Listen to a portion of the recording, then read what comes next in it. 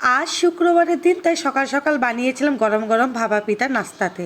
Hello everyone, welcome নতুন ব্লগে, সবাইকে শুভ সকাল। তো এখানে গুড় নিয়েছি, নারকেল নিয়েছি আর শুকনা চালের গুঁড়ো নিয়েছি। আর এখানে শুকনা চালের গুঁড়ো একটু গরম জল দিয়ে একটু ভিজিয়ে চালনা দিয়ে ছেঁকে নিয়েছি, একটু লবণে দিয়েছিলাম। তো এই যে এই ভাপা পিঠার বাটিতে করে আমি ভাপা পিঠা বানাবো। তো এই বাটিতে এই যে চালের গুঁড়োটা নিয়ে নিলাম। চালের গুঁড়োর মধ্যে মানে ভিজা চালের গুঁড়ো হলে একটু বেশি ভালো হয়, তো আমার কাছে শুকনা চালের গুঁড়ো ছিল, সেটাকে একটু কুসুম কুসুম গরম জল দিয়ে একটু মেখে নিয়ে চালনা দিয়ে চেলে নিয়েছি। আর যেহেতু বাসায় বানাচ্ছি এই জন্য বেশ পরিমাণে নারকেল দিলাম, বেশ পরিমাণে গুড় দিলাম।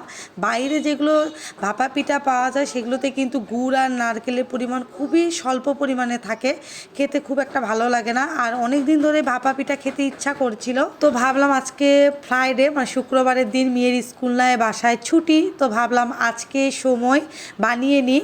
তো দেখো কিভাবে বানিয়ে নিলাম। এখন আমি এটাকে সুন্দর করে, বেশি চাপাচাপি করা যাবে না, তাহলে কিন্তু আবার বাটি থেকে নামতে চাবে না আর কি, মানে একদম উঠানো যাবে না, হালকা আস্তে আস্তে এরকম করে দিতে হবে। আর এই যে কাপড় দিয়ে এখন দিয়ে দেবো। তো কাপড়টা দেখে আবার কেউ হেসো না, কারণ আমার কাছে নেট কাপড় কিছুই ছিল না বাসায়। এরকম আমার একটা পুরানা কাপড় ছিল, সেটাকে ধুয়ে পরিষ্কার করে সেই কাপড়টা দিয়ে আর কি করছিলাম।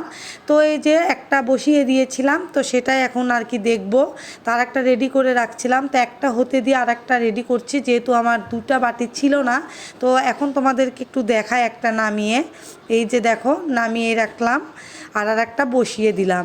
তো 10 মিনিটও লাগে নাই, যেহেতু পারফেক্টভাবে আর কি জিনিসটা করেছিলাম। মানে যে আটাটা রেডি করতে হয় সেটা যদি তোমরা সুন্দর করে করতে পারো তাহলে খুব তাড়াতাড়ি জিনিসটা হয়ে যাবে। আর যদি শুকনো চালের গুঁড়ো দিয়ে তাহলে ভেঙে যাবে, হতে চায় না। আর দেখো পিঠাগুলো এত বড় হয়েছিল, মানে একটা পিঠা খেলে মোটামুটি সকালের নাস্তা হয়ে যাবে। কারণ ভাপা পিঠার যে বাটিটা কিনেছিলাম আমি, সেটা বিশালই বড় ছিল। আর এই পাতিলটা হচ্ছে ভাপা পিঠা তৈরিরই পাতিল, 100 টাকা করে বাণিজ্য মেলা থেকে আমি কিনেছিলাম রামু থাকতে।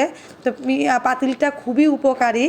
তো এবার দেখো আমি এই পিঠাটা নামিয়ে নিই, তোমরাই আর কি দেখো কত সুন্দর আর কি গরম গরম। অলরেডি কিন্তু দুটো খাওয়া হয়ে গিয়েছে আমাদের। এই যে আমি বেশি পরিমাণে গুড় আর নারকেল দেওয়াতে পিঠা কিন্তু আর কি ভিতর থেকে কিছুটা ফেটেও গিয়েছে। তো আর একটাও হয়ে গিয়েছে, এখন এটাও আমি নামিয়ে নিব। তো কে কে পছন্দ করো বলো তো ভাপা পিঠা? ভাপা পিঠা বানাতে গেলে একটাই কষ্ট কি জানো, পুরা রান্নাঘরটা একদম অগোছালো, মানে অপরিষ্কার হয়ে যায়, চালের গুঁড়ো দিয়ে মেখে যায়। তো যে কোনো কিছু করতে গেলে কিন্তু একটু কষ্টই হয়, তাই না বলো? তো সকালে উঠে আর কি ভাপা পিঠা এরকম রেডি করে খাওয়া দাওয়া করে আর ভিডিও তো করেই নিলাম। তো এখন ভয়েস দিয়ে আর কি সময় আছে, এই জন্য ভাবলাম এখন একটু ভয়েস দিয়ে তোমাদের মাঝে শেয়ার করি। তো এখন ভাপা পিঠাগুলোকে আমি তোমাদেরকে কেটে দেখাবো। কত ধোঁয়া উঠছে দেখছো, তার মানে কত গরম।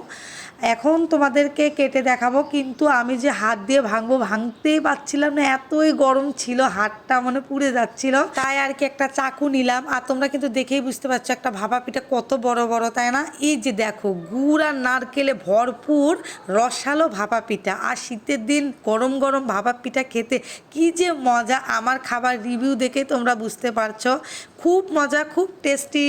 তো কেমন হলো বলো? তো টাটা, বাই বাই, সবাই ভালো থাকো, সবাই বানিয়ে খেও, টাটা।